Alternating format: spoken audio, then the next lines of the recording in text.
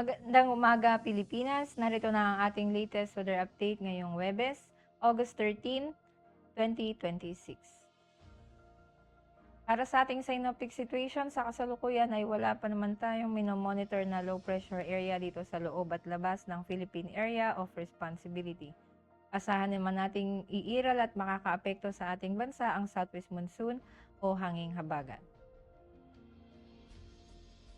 For general area forecast ng Zambales at Bataan ay asahan nating makararanas ng paminsanang pag-ulan. Dito naman sa bahagi ng Metro Manila, Ilocos Region, Cordillera Administrative Region, Cagayan Valley, Calabarzon, Mimaropa, nalalabing bahagi ng Central Luzon, Camarines Norte, Aklan, Antique at Capiz ay asahan naman nating makararanas ng maulap na kalangitan na may kalat-kalat na pag-ulan, pagkulog at pagkidlat. Sa nalalabing bahagi naman ng Visayas at Mindanao ay asahan nating makararanas ng bahagyang maulap hanggang sa maulap na kalangitan na may pulo-pulong pag-ulan, pagkulog at pagkidlat. Para sa flight level wind chart naman, from 2,500 to 5,000 feet, ay asahan natin ang katamtamang hangin na may katamtaman hanggang malalakas na hangin dito sa ating bansa. Dulot pa rin ng southwest monsoon. Dito naman sa 10,000 feet hanggang 18,000 feet ay katamtaman hanggang malalakas na hangin pa rin ang ating aasahan dito sa bahagi ng Luzon, at sa bandang Mindanao naman ay asahan nating magkakaroon ng mga variable winds. Para sa impact to flight operation naman dito sa Luzon, Aklan, Antique at Capiz, main hazard natin is from moist southwesterly flow is expected to bring rainfall and gusty surface wind.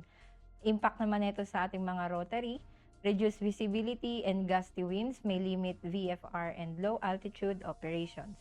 Wet helipad may increase operational hazards.